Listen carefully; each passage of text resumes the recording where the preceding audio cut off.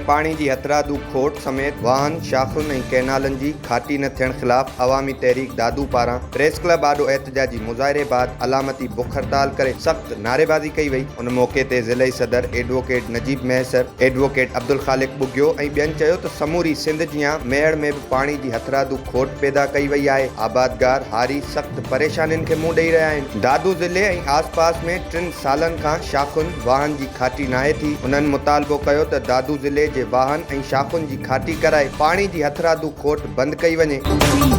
उडेरोलाल में मज़हबी तंज़ीम तहरीक तहफ़्फ़ुज़ आज़ादारी पारां ईरान मथां इसराइली हमले ख़िलाफ़ एहतजाजी मुज़ाहिरो कयो वियो। मुज़ाहिरे में शहरनि ऐं आज़ादारनि वॾे अंग में शिरकत कंदे बैनर ऐं प्ले कार्ड खणी इसराइल ख़िलाफ़ सख़्त नारेबाज़ी कई। मुज़ाहिरे जे अॻुवाण मौलाना अख्तर हुसैन, सैयद अताउल्ला शाह ऐं ॿियनि चयो त ईरान ते हमलो आलमी अमन लाइ ख़तरो आहे। इसराइल जे इन अमल सां सॼे ख़िते में तकरार वधण जो ख़दशो आहे। उन्हनि मुतालबो कयो त इंसानी हक़नि वारियूं तंज़ीमूं इसराइल जी जारियत जो नोटिस वठनि।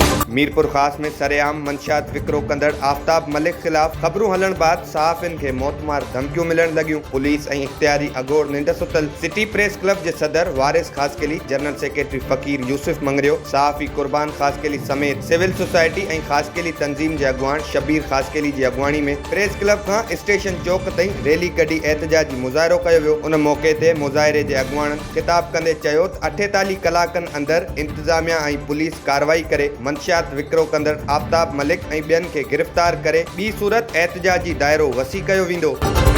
खानपुर महर वेझो ॻोठ रमज़ान लाशारी में 5 सालनि जो नींगर हाजी पुट निज़ामुद्दीन लाशारी घरां ॿाहिरि वेंदड़ वाही में ॿुॾी फ़ौत थी वियो। होॾां नींगर जो मड़ घर पहुचण ते कोराम मची वियो।